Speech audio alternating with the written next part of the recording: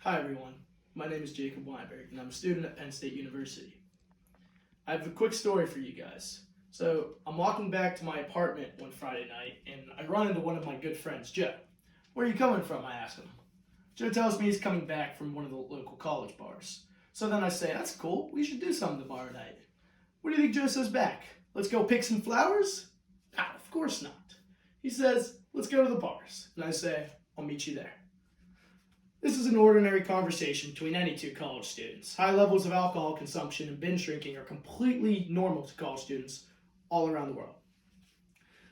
In fact, did you know that according to the National Institute on Alcohol Abuse and Alcoholism, 55% of college students ages 18 to 22 drank alcohol in the past month, and more than 1 out of 3 of them engaged in binge drinking during that same time frame? And that's just the students that decided to report their drinking. Keep in mind that half of all college students are underage, and some likely didn't want to report their own underage drinking, and other students likely didn't report their drinking because they wanted to seem like better students. Therefore, it's clear that alcohol abuse in college communities is a major issue.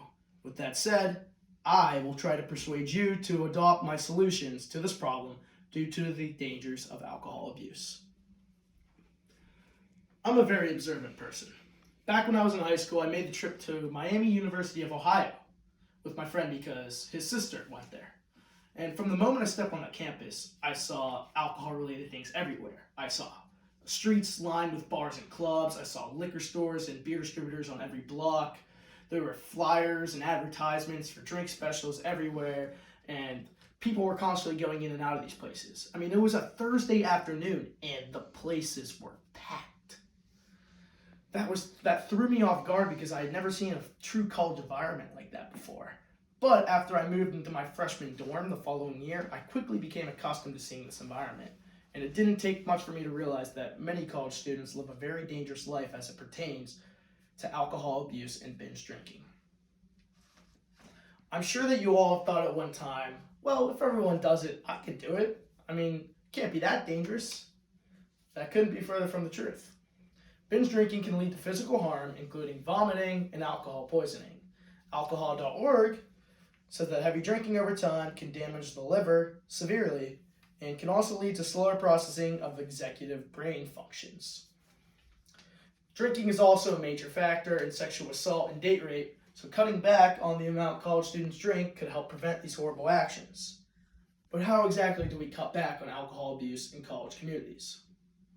One possible solution we could use to prevent a high volume of alcohol abuse with college students is to better regulate drinking at bars and clubs. This could potentially include two aspects, one of those being stricter with IDs, and the other involving some sort of system that allows bartenders and other employees to keep track of people's drinking and make sure no one overindulges. As for the first proposal, it's common knowledge that many underage college students use fake IDs in order to get alcohol and to get into bars and clubs.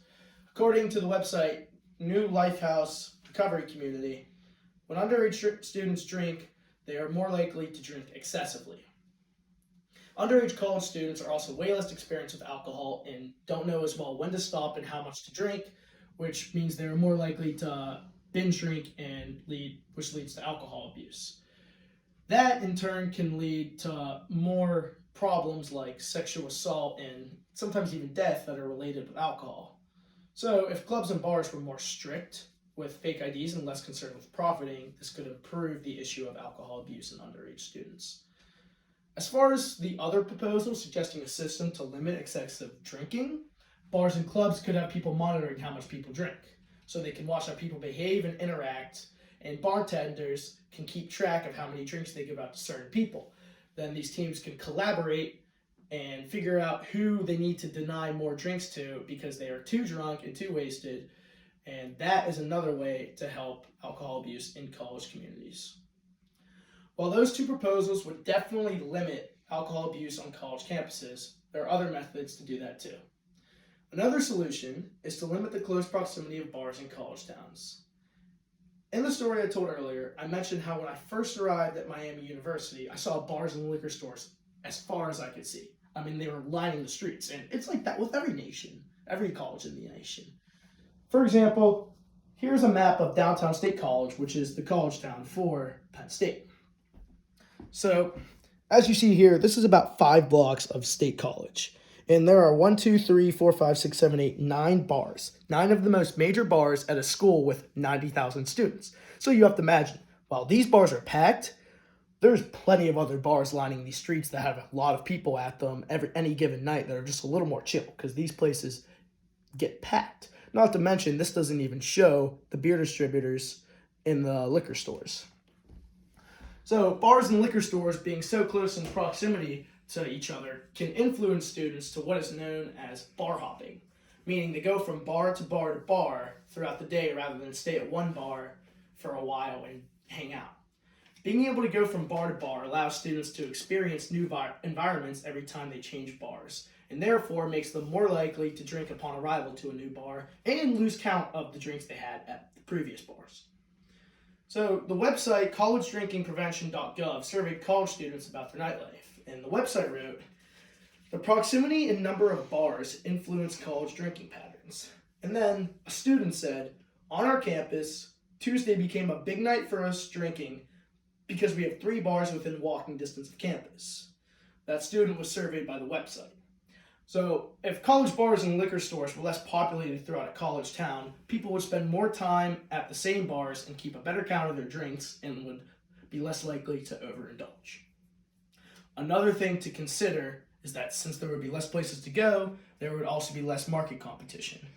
A major driving factor of binge drinking college students comes from specials on drinks. Bars will lower their prices on drinks to get people to come to their bars. This is done through specials, which are advertised to college students.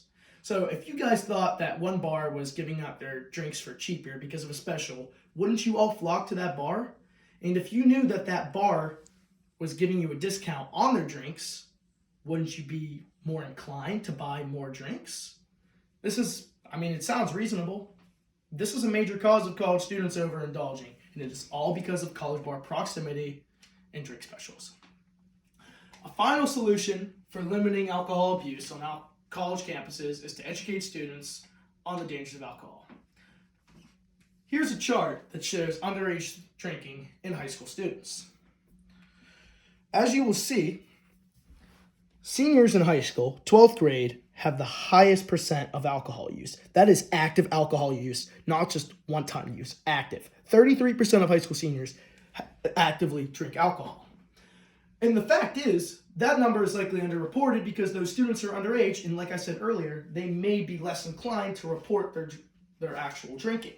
What this means is that many students already have some comfort with drinking and won't hesitate to drink heavily once they have freedom in college.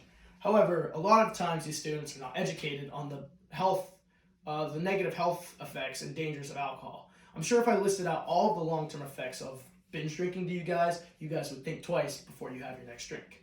Educating students about the dangers of alcohol abuse would likely prevent so much heavy drinking.